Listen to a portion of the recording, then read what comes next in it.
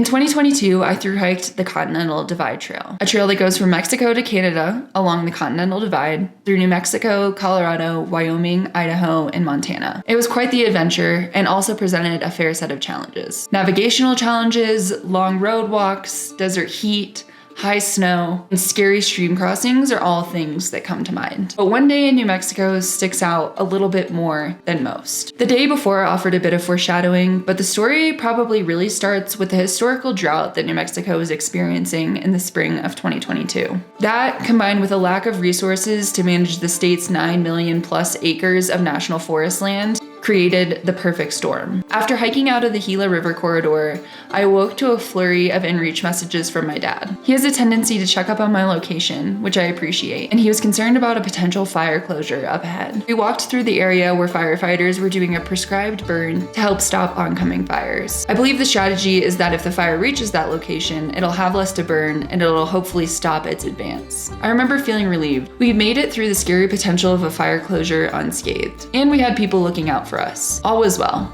or so I thought. The next day started out normally enough. We decided to take the Gavina Canyon alternate because it provided a stop for water and an otherwise 30+ mile dry stretch. It was hands down the most disgusting water I've ever had to drink, but desperate times. While the alternate route had been a wise-ish decision as far as hydration, what we didn't know is it was putting us in a precarious position with wildfire. In the evening, we rejoined the Continental Divide Trail past where the Forest Service had posted closure signs earlier that day. Before long, we came upon fire trucks with no one in them. Presumably, they were off either doing mitigation or, worst case, fighting an active forest fire. Because of our experience the day before, we figured maybe it was more mitigation work.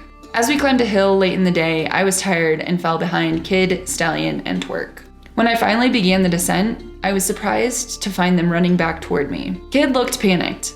I asked what was going on, and someone, I don't remember exactly who, said that they saw smoke. So they had turned around and came to warn me. In the middle of the woods, without alternate route options, we weren't really sure what to do. Luckily, we did have cell service. We called the Forest Service and even tried checking online for closures. There seemed to be no news of this fire. And the dispatchers even seemed unfamiliar with the CDT and couldn't really tell us what the safest way forward would be. We asked them if we could hike around it, and they said they guessed we could try. Since we knew there were personnel likely on scene, and maybe since we'd been semi-desensitized by the mitigation work the previous day, we decided to keep hiking because we weren't really sure what else to do. We didn't really have enough food to turn around, and there didn't appear to be any other trails that would get us into town. Luckily, as soon as we saw flames, we also saw firefighters. We yelled down to them to let them know that we were there and to ask if it was safe. They yelled to others and eventually yelled back to us that yes, we could continue on. We reached the edge of the actively burning area.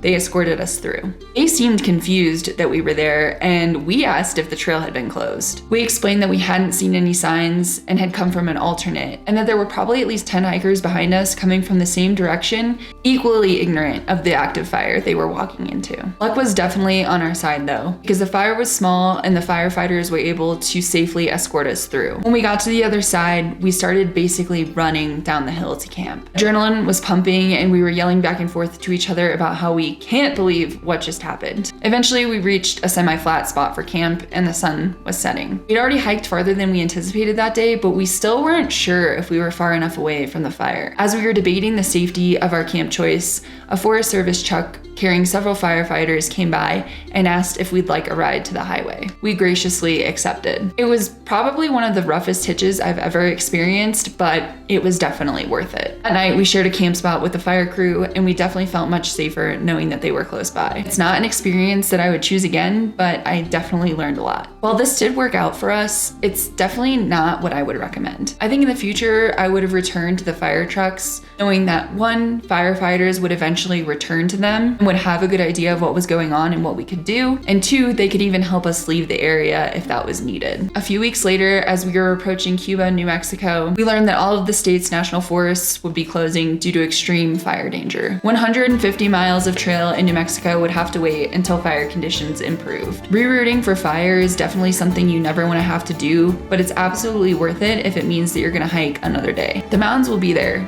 make sure you are too. I linked some really great resources in the description of this video for what you should do if you come across an active forest fire in the backcountry, because honestly, I basically just lucked out. There are people who are much more qualified to more thoroughly educate you on what to do in that scenario. But I hope that my story helps shed some light on why it's important to know what to do and what I could have done differently. If you have any questions for me about the experience, please let me know in the comments. I'm also really curious to hear about any experiences that you've had with fire in the backcountry and what you did in that situation. While this was definitely my closest call, it wasn't my only close call in the CDT. And wildfire awareness is an important skill for any backpacker to have.